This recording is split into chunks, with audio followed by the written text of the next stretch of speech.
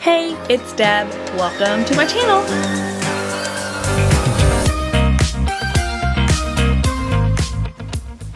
Hey, so in today's video, we are going to talk about my labor and delivery. 56 hours. Can you believe that? So if you are excited about this video, please make sure to hit that subscribe button and that notification bell so that way you can hear about all other videos that I'm posting in the future. There will be a part 2 to this because it wasn't just 56 hours of labor. It ended up being a week-long stay in the hospital. So if you guys are excited, also go ahead and hit that like button and leave comments below as I talk throughout the video. If you have any questions, I'd be more than happy to talk to you about them. This is something I'm really passionate about helping people with, so let's go ahead and get started. So today I'm going to go ahead and talk you through a little bit of my labor and delivery story. I'm really excited. It's something that I've really wanted to do. I watched a lot of these whenever I was expecting, and I'm really excited to actually get to film my own, especially since it's pretty fresh. I actually delivered on June 13th. It was about 2.5 months ago, and so I still can remember it, and we're wanting to have more kids, and so I know as the years go on it'll fade just like everything else does, but so I'm really excited to go ahead and bring this to you today. I've got some notes on my phone, so I'm going to go ahead and reference this to make sure I don't forget anything, because as you may be able to tell from the title, it was a long one. Okay, sorry. Life of a mom had to go and actually breastfeed Hadley, but I'm back. So I was just really fearful of, what might happen. And so I really wanted to know all the options. And so I went and I did as much as I could possibly do to prepare. So, and I'll actually, if you guys are interested, leave a comment down below and I can go into how I prepared, what all I read, what all I recommend. I think it really helped me, and I think it kept me from having to go into a C-section, which is, if you watch, it's where this story is headed. So anyways, I went overdue, so I was actually due on June 9th. So June 9th was a Sunday. So let's go ahead and rewind really quickly back to June 9th. So June 9th came and went. I hadn't really been having a lot of contractions. I carried really high in my pregnancy. As a matter of fact, I'll insert some pictures here to show you kind of halfway through and then right before I gave birth, how much my belly had dropped. So my belly had dropped, but I really hadn't had many Braxton Hicks. I was still very comfortable, actually. I was willing to go over as far as I could because I really wanted to go naturally, because usually your labors are shorter if you go into labor naturally. June 9th came and went. I had a couple of doctor's appointments. I had one Friday before my due date and they checked me. I hadn't really made much progress. On Friday I had gone from a 1 centimeter dilated to 2 centimeters dilated. I was thinning out is what they said. They didn't really give me like a percentage, but that's kind of where I was at. So I hadn't really made a lot of progress. So they started talking about induction, but I told them I really didn't want to be induced. So they said, okay, let's go ahead and schedule another appointment. We'll schedule an appointment for Tuesday. So we scheduled an appointment for Tuesday. So this would be June 11th. So I remember I woke up that morning. That Monday had already started maternity leave. And so I was at home Tuesday morning and I was wrapping up a few things before I had my appointment. I remember hopping in the shower, getting everything ready. My husband was like, hey, you know what, we should probably pack our bags, because I'm a procrastinator and I had not packed my bag. So we went ahead and packed our bags just in case, and we went ahead and went to the doctor's office. I live in Northwest Arkansas, and so in the town I live in, we have a clinic, but this hospital is actually 45 minutes away from where I live. So we're able to go to the clinic. So we went down to the clinic, and I remember at 9:30 was the appointment. Around 9, right before we got in the car, it was just like a switch went from off to on. So I started having contractions. I could tell they were actual contractions because as opposed to kind of the Braxton Hicks the very few I'd had, these actually had, a moment where they started, I could feel them get intense and then I could feel them go away. And I hadn't had anything similar to that at all. And so whenever I got there, and they were also 45 seconds long, less than 5 minutes apart. I'm not kidding, from the get-go. So this would be Tuesday around 9:30. Got to the doctor's office. I talked to the doctor. I was like, I think that I am having some contractions. And the doctor was like, you know what? I don't think that we need to induce you. We'll make a plan for induction, but my bet is you're going to have a baby in your arms by Friday.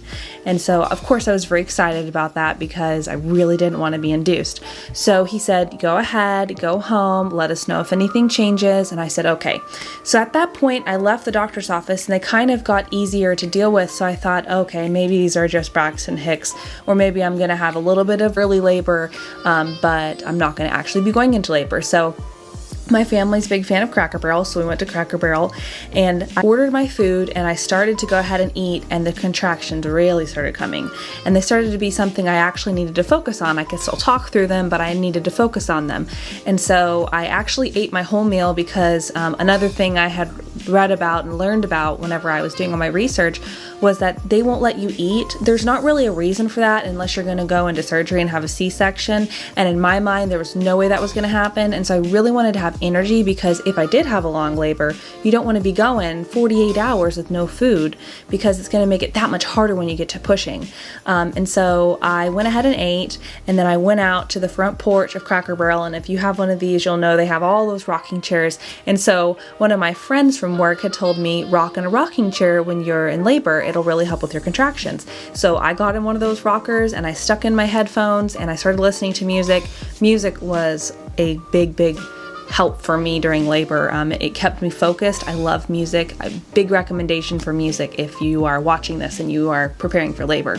But so my husband ran to get a few more things, and came back to pick me up, and we decided to go home because I really wanted to try to take a nap, because my thought process was, if this is the beginning of labor, I need to be prepared and rested.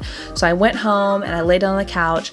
I was only able to get maybe an hour or two of sleep, and then my husband woke me up and he called the hospital and he said, I think we need to come in to be checked again, because I was starting to actually really need to breathe through the contractions.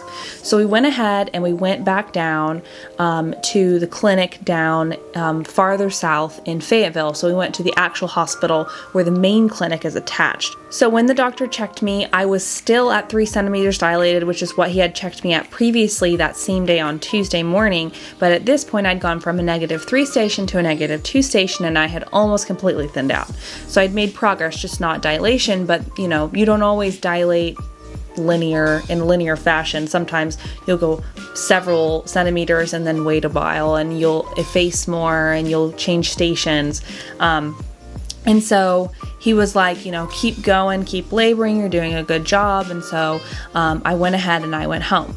So instead of coming back here, I have one of my sisters lives in Fayetteville, and so I actually stayed at her apartment, and we decided to go ahead and labor there. And so that was about 2 or 3 o'clock. We went back, got a snack. I was trying to take a nap again because I thought maybe if I could take a nap, I could relax and I could dilate more. But these were getting increasingly difficult to deal with, at the point where I was needing to start to be standing and walking to kind of deal with the pain, just the tightening that I was feeling. And so around 6 or 7 p.m., we decided to go in because we thought at that point, you know, I think it's time to actually get checked into the hospital. And the clinic was closed by this point, and so we would have had to wait till the next morning. They had already made an appointment for me at 8:30 a.m. on Wednesday morning, and so we were going to try to wait till then, but we were like, I don't think I'm going to make it till then. So I went in to get checked. The triage rooms at my hospital were tiny, and I had a bit of a negative experience just because they hook you up to these monitors. The monitors at my hospital are not wireless, and they're literally like that long. So all you can do is sway next to the bed, and they wanted me to be seated in the bed. And for me, with my contractions, when I was seated, that was the worst feeling in the world. So I did not want to be sitting. But so my nurse was like, you have to sit in the bed. We have to get an hour's worth of contraction readings, which is crazy. And now that I know more, I'm going to be more persistent that that does not happen next time, because I think that's what wore me out. But so I had to go ahead and sit in the bed. It was pretty painful, but they went ahead and sent me home. I was still at the same measurement as I'd had before. So I was a little bit discouraged, but so I went ahead and went home. My sister tried to distract me, so we put on Moana, and I was actually able to get a little bit of sleep. My previous doctor at the actual clinic, the last time I went, had told me to take a Benadryl, and so I went home and took another Benadryl to kind of at least help, and to take some pain medicine. So I did that just to help me kind of get through the early part of labor. So anyways, fast forward to about 3 o'clock in the morning, I woke up in a lot of pain. I had to stand up. I actually started, when I was breathing through the contractions, I just like started making this noise. I can't even describe what it was, but so I really had to kind of make noise when I was breathing through, but I was getting through it. And so at this point I decided it's time to get into the bathtub. I really this time did not want to go back into that triage room until they were going to check me in. I was really tired now at this point of it only being almost being 24 hours of me being in constant labor, 45-second contractions, less than 5 minutes apart for almost 24 hours. I could not sleep very well. I only got bits of sleep here and there, and it wasn't great sleep. And I didn't want to go back in until I actually could sit down and be in one place and labor until I was done. And so I got in the tub, cranked up the hot water. I had prepared with some hypnobirthing, so at this point I put in my hypnobirthing. I'd saved it for when I really needed it, and every time I got a contraction I really sunk down into that water, and it helped me, and I got through another 3 hours of this type of laboring, but I was really starting to get into pain at this point. So my husband called the doctor again. We went ahead and went back into the triage room, but we made a little bit of a mistake here, and that was that we went in really close to shift change. Now, I know that you can't always determine when you're going to go in, but I'd recommend not going in during shift change, because what ended up happening to me was that I went in, they checked me, and at this point I was 100% effaced, which was exciting, and I'd gotten all the way to a 6. So I'd gone another 3 centimeters on my own, which was very exciting for me because, again, my idea was to try to go as long as I could. I don't know how long I could make it without pain medicine. But when I went in around 6:20, 6:30, and shift change was at 7. So they decided that they wanted me to wait another hour to check in that tiny triage room again to see if I progressed more, which at this point, if you're already at a 6, you're in active labor. Active labor is anything over 5 centimeters. But whatever, they decided, they wanted me to wait again with those tiny cords and make it to where I couldn't walk, which was the only thing that was helping me. And my hospital has no tubs, so that was not an option. And that was the other form of pain management I had that wasn't an epidural. So I went ahead and I waited. I'll insert some pictures here of me. They're not very cute, but I feel like I can share because I want people to see the realistic side effects of labor. It was definitely doable, but I was so tired at this point. It'd been over almost 24 hours nonstop of me really trying to focus and stay positive. And when I got in the hospital, that just kind of deflated me. And another thing that bothered me, when the shift changed, they kept coming in and they asked me 2 or 3 times, "Were you going to do an epidural?" And I didn't want to make that decision yet. I wanted to make that decision when I needed to make that decision. And at this point, my water still hadn't broken. So I wasn't on any type of time clock. As long as you can endure the pain, unless your water's broken, you can really labor for a long time.